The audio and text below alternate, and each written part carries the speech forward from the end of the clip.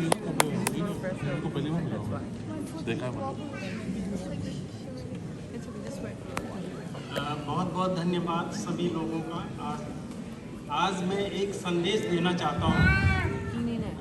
Mobile phone जीवन को किस तरह से विषाक्त बना रहा है, शुद्ध हिंदी में बोलने की कोशिश कर रहा हूँ। और मोबाइल फ़ोन के पॉजिटिव पॉइंट्स तो सबको मालूम है, लेकिन इसका हमारे जीवन शैली पर बुरा असर हो रहा है। इस बारे में मैं कुछ तथ्य रखने जा रहा हूँ, जिनमें से निम्नलिखित तथ्य प्रमुख हैं, जैसे कि व्यक्तिगत जीवन पर असर, फैमिली लाइफ पर असर, सामाजिक जीवन पर असर, आर्थिक नुकसान और स्वास्थ्य पर इसका बुरा असर। सबसे पहले बात करते हैं व्यक्तिगत जीवन पर असर। व्यक्तिगत विवेचना के लिए समय नहीं मिलता, क्योंकि हर समय मोबाइल आपको व्यस्त रखता है। सुबह शाम मोबाइल आपके हाथ में रहता है, चाहे आप खाना बना रहे हों या खाना खा रहे हों या शौचालय में बैठे हों, तब भी मोबाइल आपके हाथ में रहता है। सोते समय भी नोटिफिकेशन आती रहती हैं और आपकी नींद पर बुरा असर डालती हैं। टेक्सटिंग करने के लिए उंगलियों का हम इतना इस्तेमाल करते हैं कि पाषाण युग में बंदर पेड़ों के ऊपर चढ़ने के लिए अपनी उंगलियों का इस्तेमाल करते थे, वैसे ही हम आधुनिक युग में बंदरों वाली वृत्ति पैदा कर रहे हैं। फैमिली लाइफ, पारिवारिक जीवन। फैमिली लाइफ में ये हम देखने को मिलता है कि एक ही घर में अलग अलग कमरों में बैठकर परिवार के सदस्य फ़ोन या टेक्स्ट को अपने आपस में बात करने का माध्यम बना लेते हैं। कई बार तो देखने को मिला है कि दंपति टेक्स्ट में ही बातें करते हैं और बच्चों के साथ भी हमारा संपर्क मोबाइल के जरिए होने लगा है। जैसे कि बच्चों को भूख लगी है तो माँ को टेक्स्ट करते हैं, I am hungry, can I have burger king, KFC और डोमिनोज। कहाँ से पहना? इस प्रकार ये हमारे परिवार की नज़दीकियों को ख़त्म कर रहा है और हमारी इमोशनल बॉन्डिंग को कमज़ोर कर रहा है। हम एक दूसरे की फीलिंग मोबाइल के जरिए नहीं ट्रांसफ़र कर सकते, एक्सेप्ट इमोजी भेजने के सिवाय। सामाजिक जीवन पर क्या असर है? देखने में आया है कि कई व्हाट्सएप ग्रुप जो बने हैं, उनके मेंबर्स के बीच में ही चैटिंग और फ़ोन शेयरिंग करके कभी कभी लड़ाई झगड़े इतने डेंजरस हो जाते हैं कि व्हाट्सएप चैटिंग के कारण हत्याएं होने लगी हैं और समाज में नफरत का बोलबाला होने लगा है।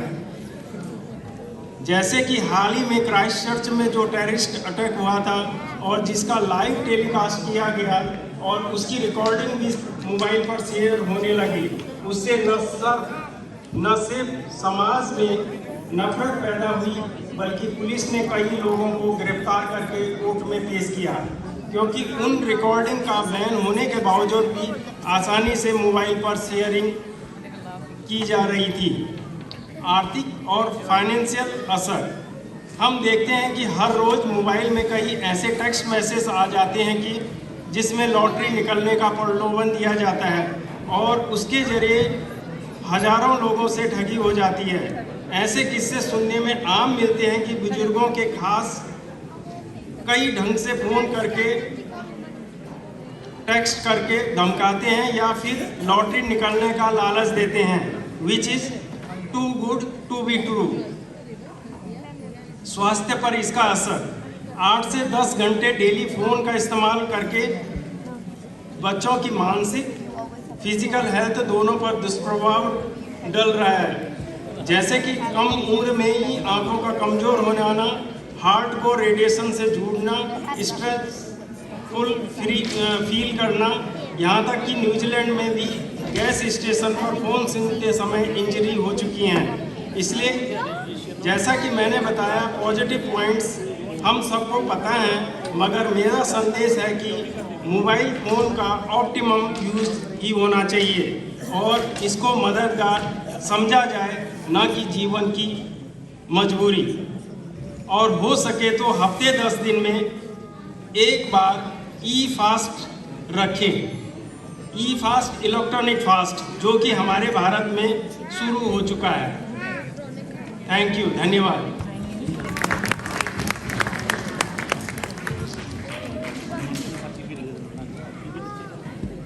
थैंक यू विजेंद्र थपलियाल जी।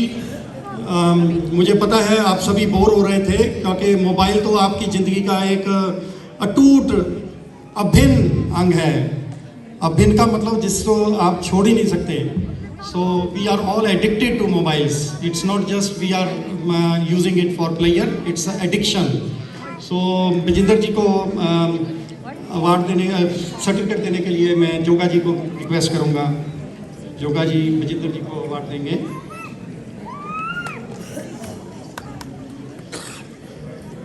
सीधा सीधा सीधा दो, सीधा दो, सीधा उठा सीधा ना करो।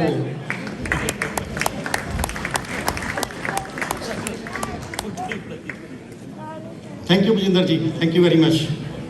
सो गाना बजाना हले होर बहुत है। जिन्हों ने स्नैक्स नहीं लेते प्लीज़ ले लें। मैनू पता है कि स्नैक्स बहुत घट रहे हैं, सो इस करके प्लीज़ डिनर के लिए उन्होंने लोगों